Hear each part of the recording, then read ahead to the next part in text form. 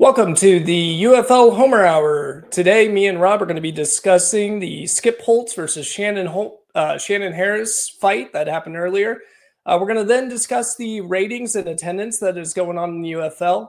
We're going to discuss our week one results, see how Rob is faring against me for first time picking, get into the week two picks, and then discuss who are players that played really well and the ones that didn't.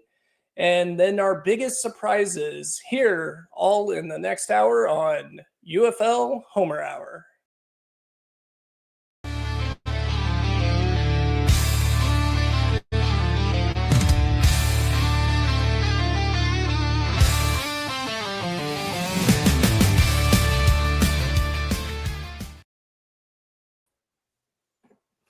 So, Rob, I don't know if you saw the Skip Holtz and Shannon Harris fight. Did you catch any wind of it? I did. It was all over the highlights. It made me smile. Football's back. Yeah, it was really exciting. And then, in case you guys actually did not see it, I've got the video right here. So we're just going to go ahead and play it and do a little recap, little what do you call it? Reaction video on what exactly went down. Starting. I told you. He told me I was going. No, sir. No, sir. He told me I was going. Fuck you talking about? He told me I was going. No, I did not. Thanks, guys. Y'all, I'm here with head coach Shannon Harris. Coach, what are you so fired up about? It was personal.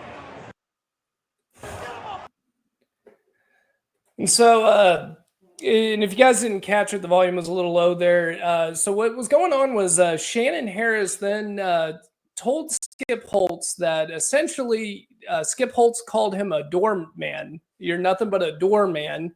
Skip Holtz's reaction was, I didn't. I didn't call you that at all. And it just got really heated there. And you could tell Shannon Harris was still pumped at the end. I mean, how do you feel? Do you think Shannon Harris was in the wrong? Skip Holtz? Well, it seems like since Birmingham lost, let's just say Skip Holtz was in the wrong too. No, I'm sure there was some conversations we didn't hear. Maybe there's something that was taken out of context. Shannon Harris coming in fairly, he was on the team, but fairly late in the preseason to take over as head coach for the rest of the season. I'm sure there was, whether Skip Holtz said something or a player said something and it got back to him. I'm sure there was something there. And, hey, winners can talk. Yeah, and he definitely did a lot of talking there. He wanted to let him know. I did a little research to see if Skip Holtz, Shannon Harris had any sort of conflicts. Maybe they coached together in the previous teams in college, or maybe one was a player. Shannon Harris could have been a player under Skip Holtz or something like that. They got nothing. They got absolutely nothing. I did not see any sort of history. So whatever this beef is, it's clearly recent. I mean, even when they were coaching college football at the same time, they did not play each other. So I found it really bizarre, but it kind of reminded me, and I figured you would get a kick out of this, is remember when Josh McDaniel took over the Denver Broncos? Yes. And started the season hot. I think it was 5-1, and beat his teacher, the master, the Bill Belichick, and yes, he let him have it. And boy, did he rue the day, because he has not been able to hold down a head coaching job since then. So but that also, I think there was some inside joking there. Belichick obviously wasn't offended. He rehired him multiple times after that. So I think that's just Bill Belichick being pragmatic. He knew he was a good offensive coordinator, so he's going to bring him back. But I'm sure at the time, I don't know, it looked like it to me. Maybe I'm just an outsider. You know their dynamic much better than I do on that. Yeah, but I think at this point, after that game followed by that post-game interaction, we're all hoping we get a rematch somewhere down the line.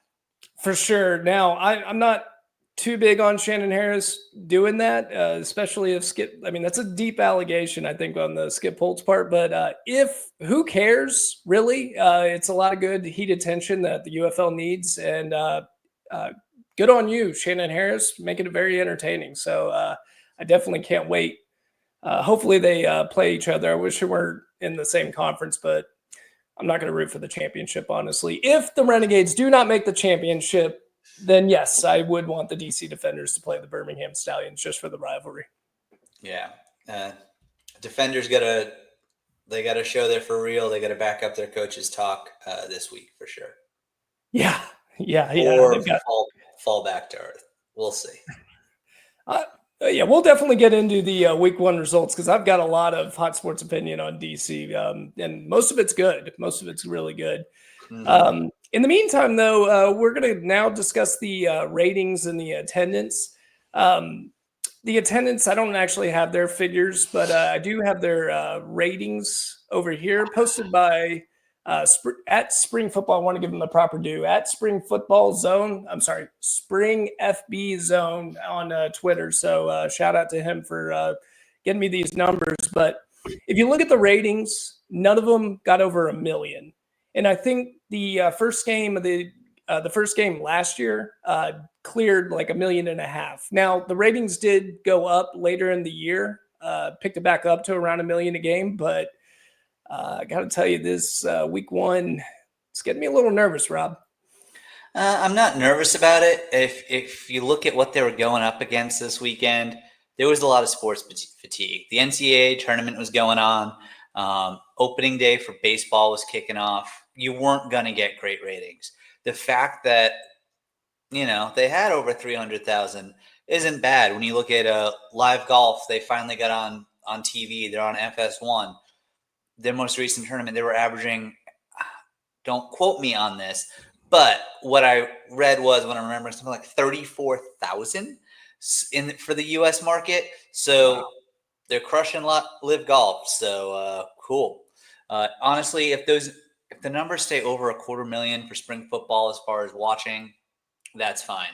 The TV ratings I thought were okay. The looks in the stands, not good. Yeah. Not good. Yeah. One thing I got out of what you just said is the Saudis need to go ahead and buy the UFL too, so we can get the money and get the support. Hey, let's get the money in. Yeah, for sure. But yeah, especially I was definitely surprised up in Arlington, just because starting shortly after the game, Arlington Renegades game wrapped, was the Texas Rangers home opener. Yeah. Or sorry, not the home opener, the second game of the series. And you think it's all right there in that essentially same area. Why wouldn't a lot of people go get in both? It's a great way to start it off. Do a sports double. I love doing sports double headers. I always enjoy when we're able to pull it off.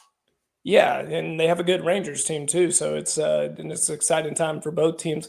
And that Texas Live is right smack dab middle between the baseball stadium and what we call the old ballpark, but Arlington Choctaw Stadium.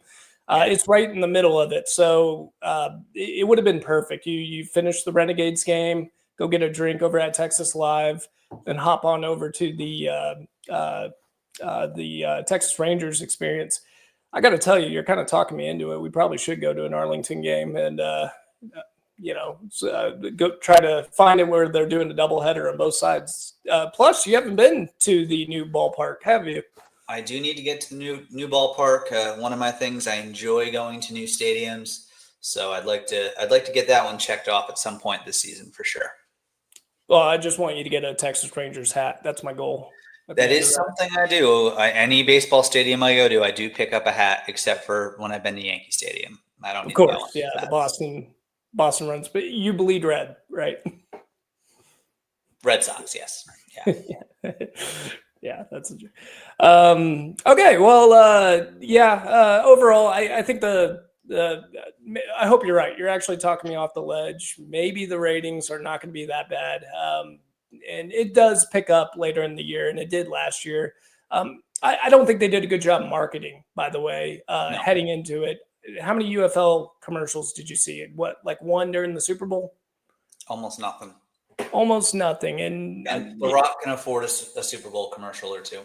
Yeah, and maybe they don't want to sink any more money into it, but geez, guys, you gotta promote your product. The XFL did a wonderful job and had much more eyeballs going into it. USFL even did a decent job going into it, but I just didn't feel like the marketing is coming from people like us who are doing podcasts and Ace over at the Roughnecks, United Football Media, and people like that. Uh, I'm just getting it off social media. I'm not getting it anywhere else, people discussing it. I mean, if Mr. Johnson wants to go ahead and send us a bottle of Terramana, we can accept payment in that form.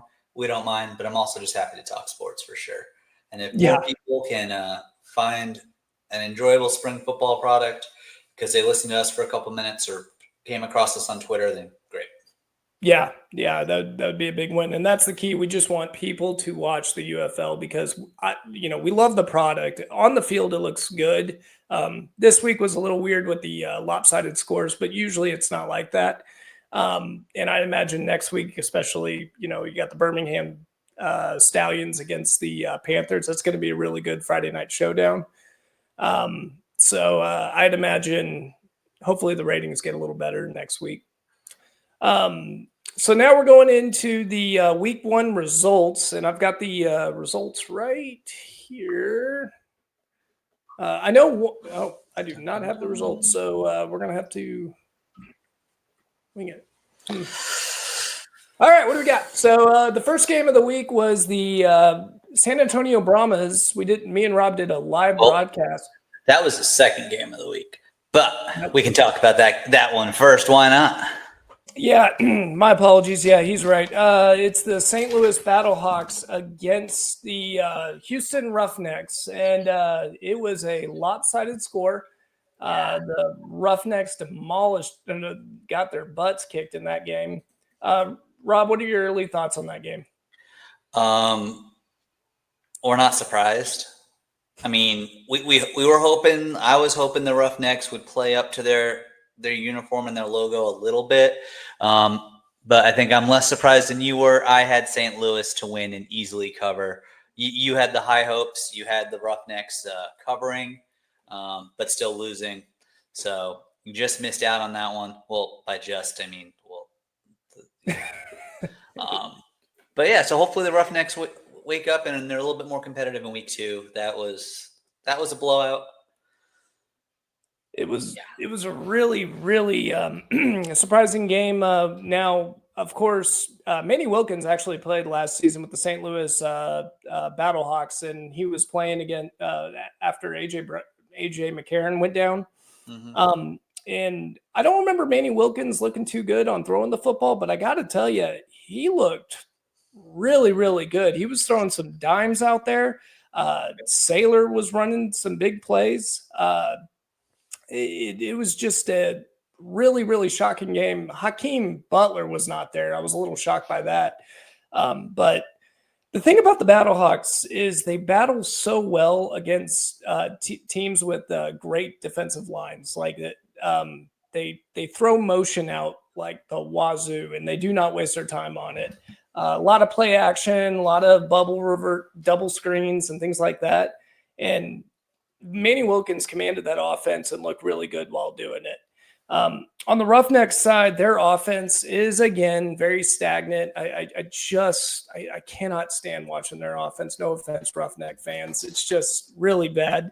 They tried Anthony Brown in the first part of the game, and he might be good. He's definitely very athletic, and he threw a couple good passes. So he could be – I could see the talent that they see in him, and he could be something of the future. But right now, I would let him sit, just kind of watch and learn a little, because Nolan Henderson has been there before, and he looked much better than him. But if you're telling me those are my two quarterbacks that I have to use in a very stagnant offense that is struggling running the ball, you're not in good position. They're not going to score much, I don't think, in this season.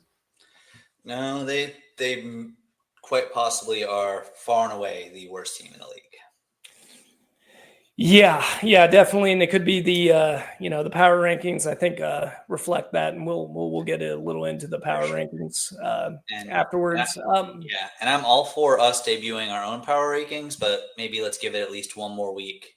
Um, let the dust settle a little bit, so it's not just straight overreaction. Yeah. Although week one, what else can we do, Rob? Oh, I mean, I think the Rangers are going to win the World Series now because of this. they might. They might, right? Um, yeah. So the next game of the week that was against the Brahmas visited the Arlington Renegades, and I got to tell you, I was pretty shocked and stoked. What were your early reactions to that game?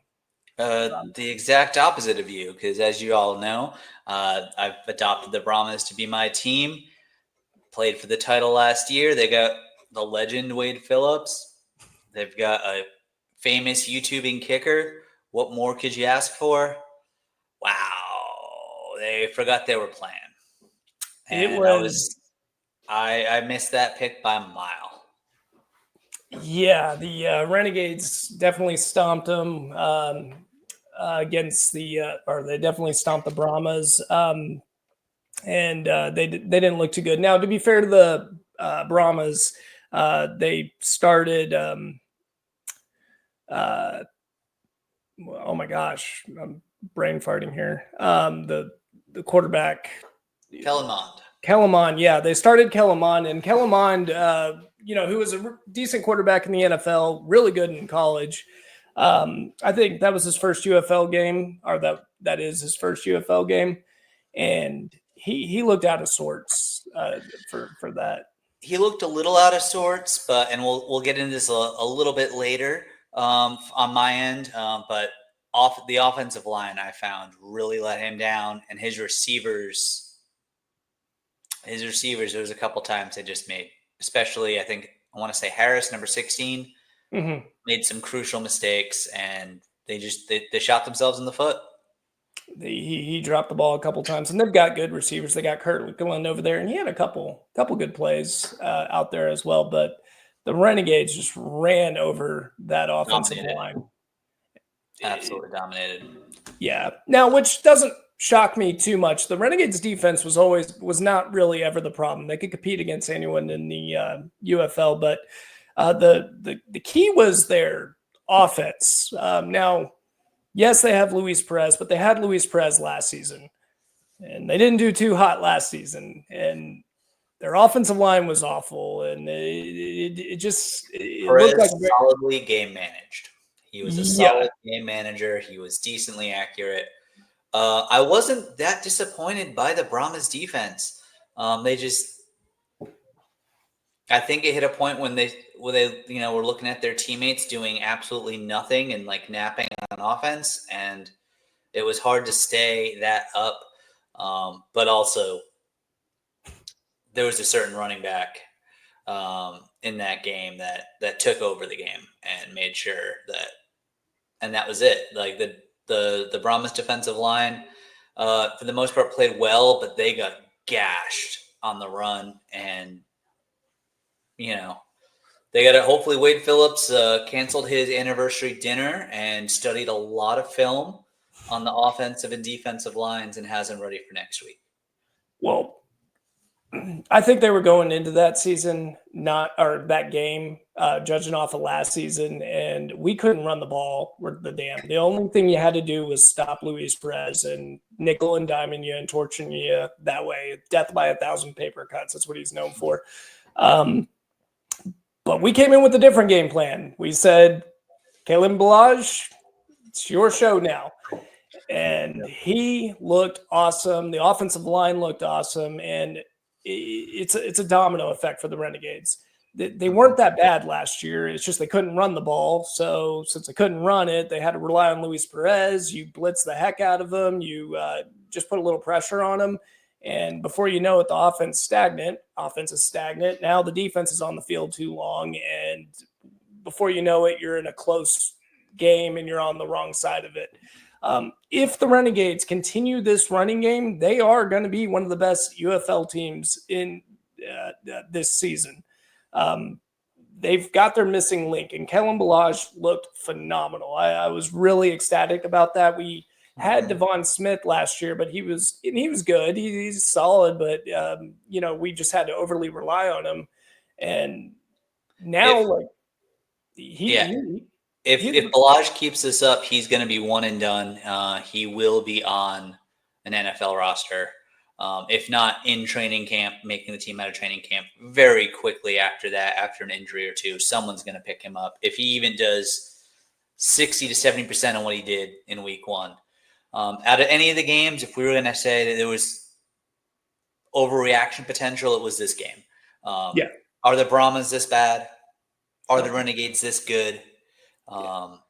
Weeks 2, weeks 3 will really kind of sort that out. But if the Renegades are this good, they put the league on notice, and they did it in as emphatic a way as they could have. Yeah. And it's good. And, Luis Perez is just going to be dialed in. And I'm excited because he's finally got a couple of weapons. I mean, he always had Peyton and Vaughn as a wide receiver, and Canelo as the tight end, his linchpin over there. So they've got a lot of options there. It's just finally they get the running game. And if you use Devon Smith as a closer in the red zone, I mean, you're in some trouble. He can run the ball too. He could brawl you down. But Kellen Balazs, he looked like Derrick Henry out there. I mean, he looked really good, smashing him down. And my little Renegade spirit was just so excited, so excited heading into that. So I'm pumped. I'm excited. I'm going to try to take the positive and just say the Renegades are that good, but I do not think the Brahmas are that bad. I think they're working out their quarterback situation. This game happens with AJ Smith when the run's not developed, and especially when you're down double digits early in the game.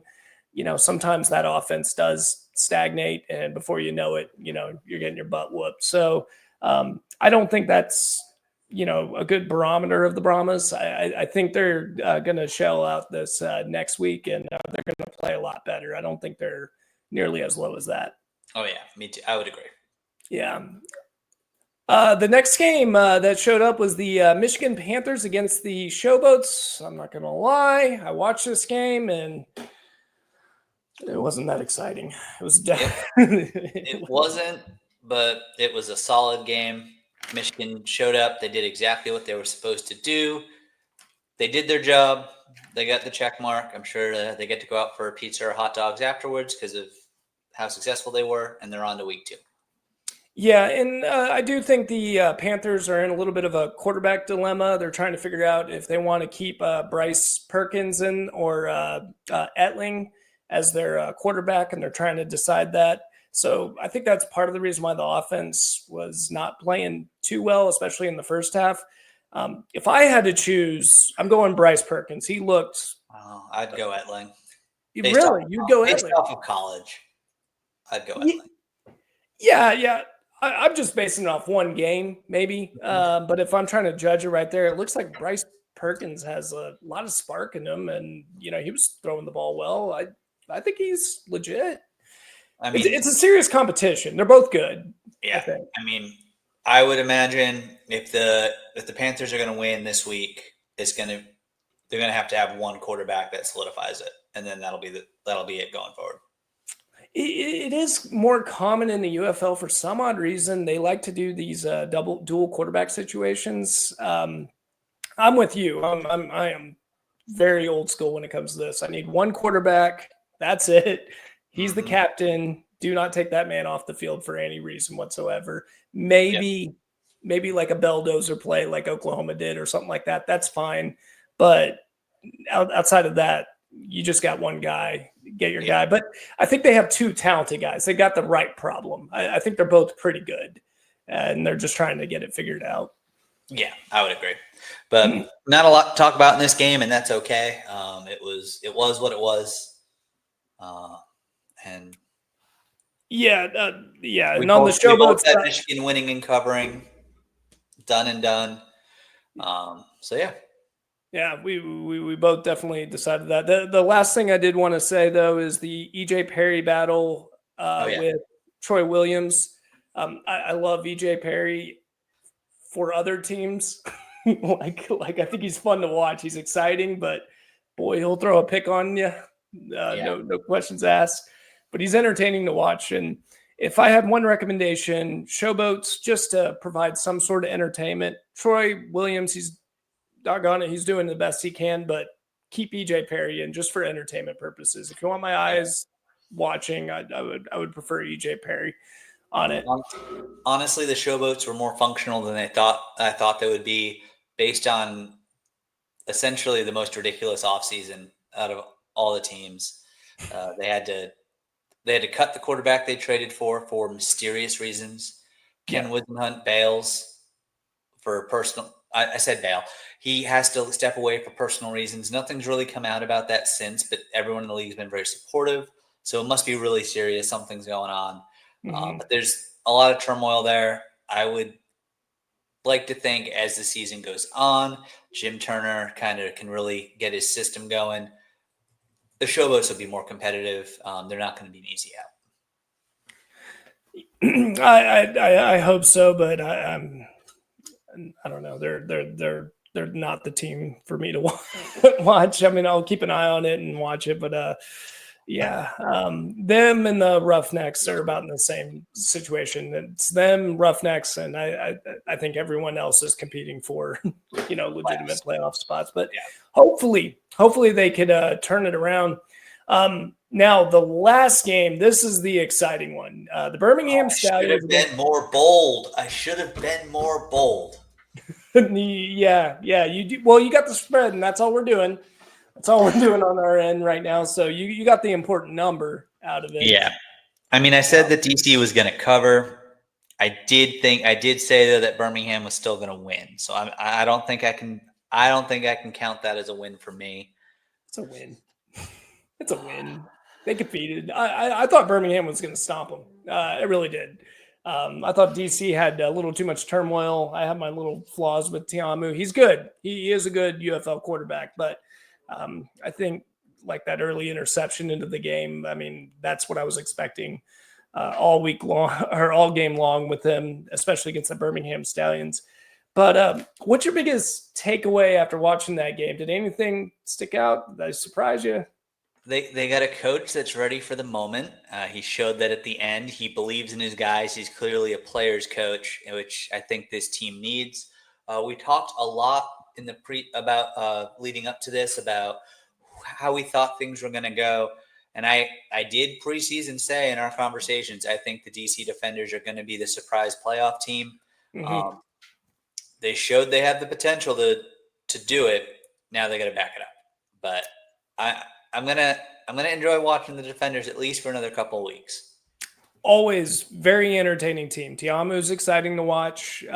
They've got a fun offense through Fred Keiss. He's my favorite coordinator in the league. Loves to go on play action. I think he didn't do enough play action in this game. Could have done a lot better there. And whether you like him or hate him, Greg Williams being a good coordinator is entertaining at the very least. He's very good at what he does. The people that watch the NBA love to talk about their league pass teams, the teams that are just not necessarily the teams they follow, but the ones, if they got nothing else going on, let's throw this on because they're entertaining. I would say out of all the teams, the Defenders are probably if you had to pick a league pass team, it's the Defenders. Yeah, it's a pretty good one, and the fans, when they're playing at home, too, it's pretty exciting as well. Now, speaking of attendance, I was actually shocked. DC Defenders, who I was talking them up in our preview, they didn't show up either. They got the beer snake. And that is important. Okay. Are they actually drinking all those beers, or the concession stands just like giving them a whole bunch of cups because they're doing the beer snake? Those cups looked really clean to me. Conspiracy theory, throwing it out there. I don't think all of those cups had beers that were fully consumed. You better be careful, Rob. You better be careful. Prove me wrong. I'm all for it. But how big that beer snake was, I think that'd be like 1.5 beers per fan in the arena. So in the stadium, not the arena. So Prove me wrong. I'm all for it, but those cups, you have a plastic cup. You're drinking a beer. It's gonna get sticky. It's gonna look. Those look completely clean. Rob, not that we're getting monetized, but you keep talking like that, we're going to lose our YouTube monetization right there. That is Hey, very let's tough. prove me wrong, DC Defenders fans. Prove me wrong. I will speak up for the DC Defender fans. At the end of the beer snake, every single time, at least when they show it on camera. Now it's only on camera, so it's That's not the every thing. beer. They do show a guy or a gal, whoever it is, chugging a beer and putting it at the end. Hey, we're all looking for new, exciting things. I think the defenders need to have a beer snake cam going the entirety of their game. Just put it up in the upper corner. Let's have that beer snake cam going. That's an interactive thing for fans to join in and enjoy from their home. Man. Safely and responsibly. Oh, no. Oh, gosh. Yeah, I'm uncomfortable at this point. The guy sipping some wine because it was with dinner. That's where you get the guts to say it. The liquid courage to take on the DC Defender fandom. Rod Hey, doesn't I'm rooting for care. the Defenders. I want to see the Defenders make the playoffs. But you're questioning their fandom, whether the beer snakes are real, whether they drink the beer. I want to see proof. I want to see that all of those had beers in them that were drank. Right. Yeah, maybe I hope it's true. I hope it's true. I do too. I do too. With the way they act too, they're loud. That crowd might have been small, but it was loud. So I'm hoping they were drinking the beers. Let's hope they were drinking it. My biggest surprise on the game was the fact that Greg Williams, I know he likes to blitz. I know he likes to do it. And he did blitz a lot. And when he did blitz, it worked. I was stunned at how the DC Defenders manhandled the Birmingham Stallions offensive line, who I thought was the number one in the league. I couldn't believe it. Just four. And they were able to get into the backfield. Magoo didn't know what to do. Did the Stallions line think they were going up against some doormats? Is that what we thought? I guess. I don't know if Skip Holtz, which would shock me. He's a very good coach, but yeah, I don't know if he prepared him for it. I mean, they put up a fight last year. I remember it was, like you were supposed to. You get a couple sacks here and there, but man, they were in the backfield all game long. They were stopping the run, and they made them look very mundane. Like, we can beat them. I don't know if it's because the DC Defenders defensive line is that good, or is it just I don't know, maybe the Birmingham Stallions are having a drop off, but if they lose their offensive line, all bets are off. I'm serious. Yeah. Like, this is a beatable team. You can't beat them. They have a really great defense. They're still going to be fantastic, but that's a problem for them. And I'd be concerned on how that happened, because if you play them again, I mean, that was just man on man. They got beat. They got demolished over there. They did.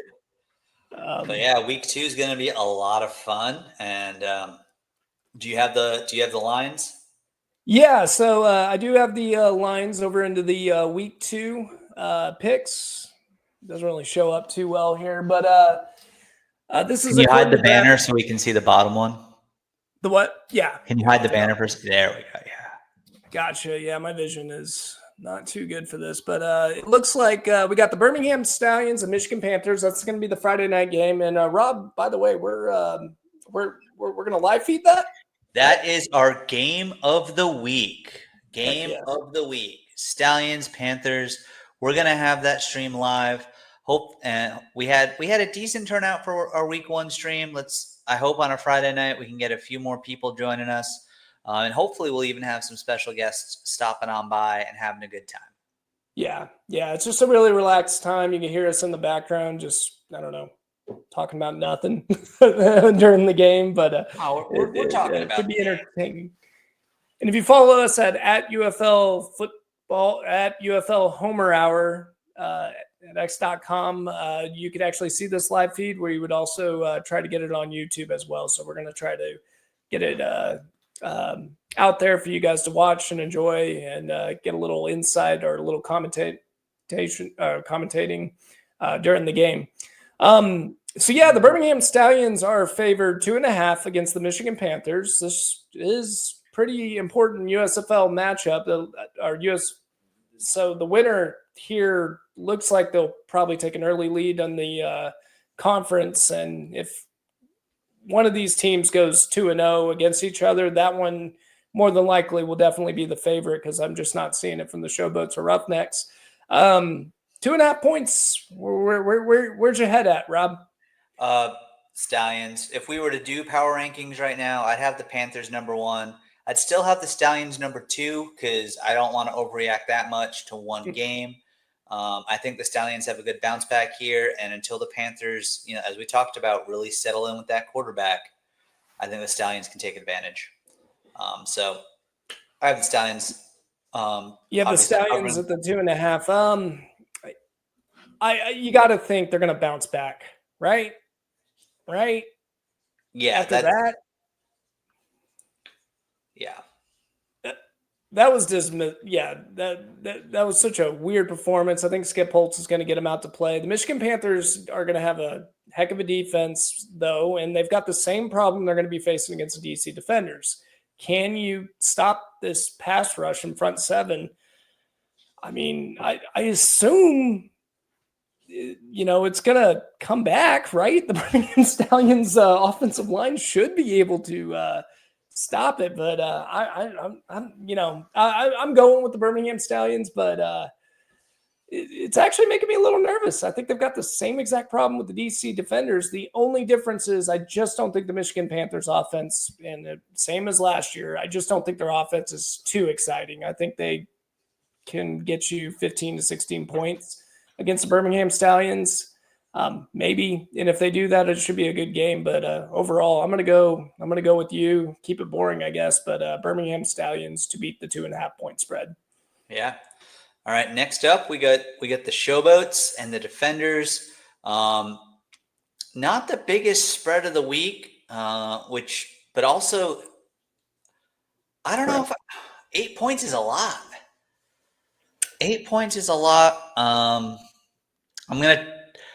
gonna roll with the Defenders till they prove me wrong. They're gonna cover. They're gonna win.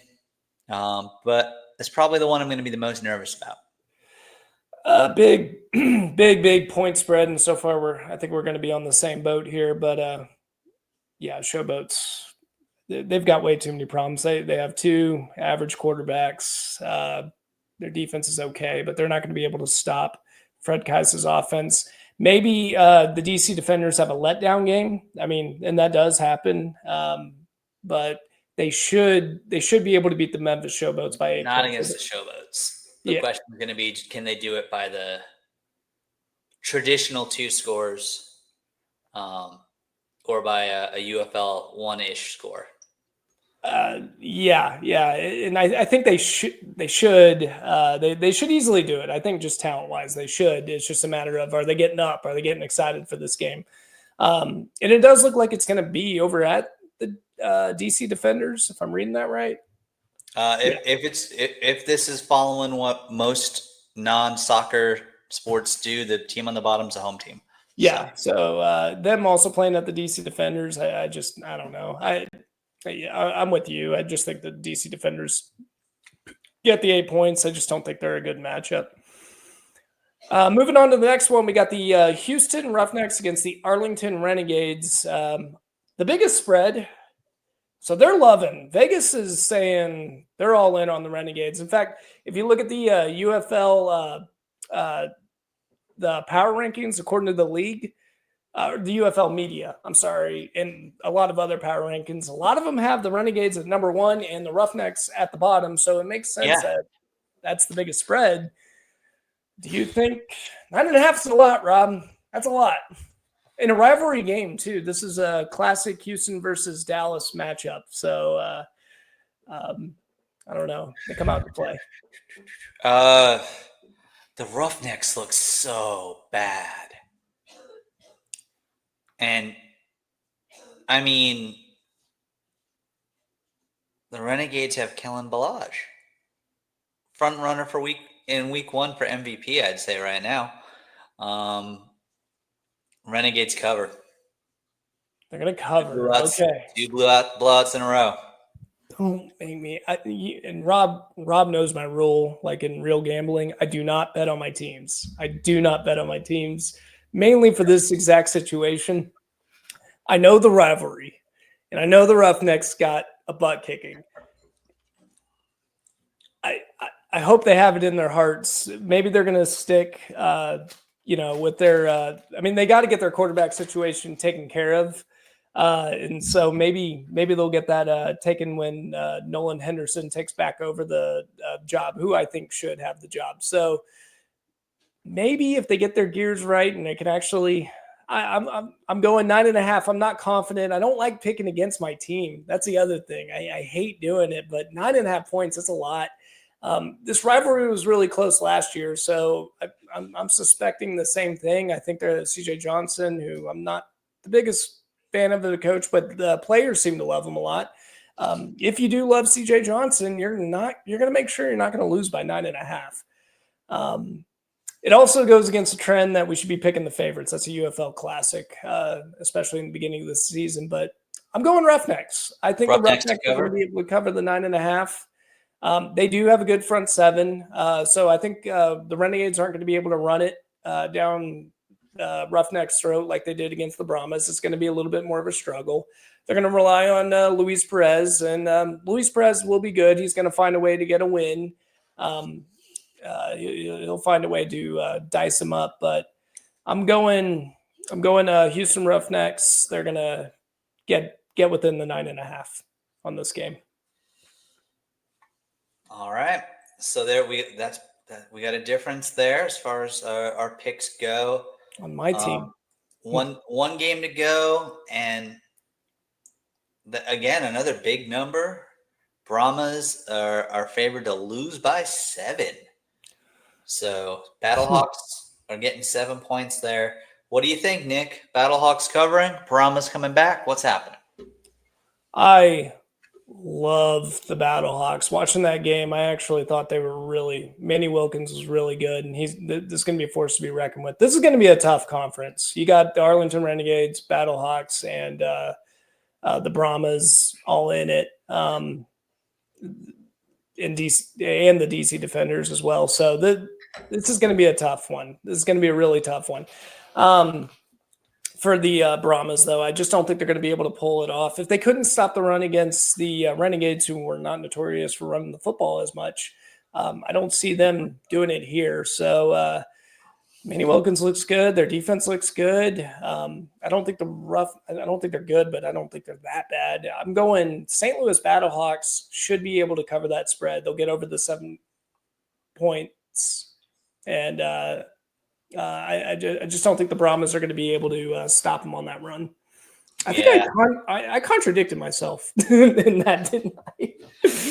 You got the Battlehawks covering, which makes sense. And everything you said made a lot of sense to me. My head, my eyes all say the Brahmas suck. But my heart, my epic 3-week-long fandom says the Brahmas are going to bounce back. I think the Brahmas cover here. And I really hope they win outright, because 0-2 and trying to make the playoffs with the other teams they're up against, they go 0-2. You heard it here first. They're not making the playoffs, and that would not be good for my picks. So, Brahmas, I'm going to be stubborn here. Cover. Prove me right. Within the 7 points, the other factor, Rob, is they're going to be playing at the Battlehawks, and that is the College Station of UFL football. They need the crowd. They need the crowd to amp them up and get excited. And they should. I would definitely think it's going to be an exciting game. But yeah, I don't know. I just think Manny Wilkins looks really good. I think they're going to pull it off. So, Rob, who do you? In this segment, Rob, this was your idea. Do you want to go ahead and lead it? Yeah, sure. So we got one more segment to kind of finish things up. We're going to go over, as I pull up my notes so I make sure that we're talking about the right thing here.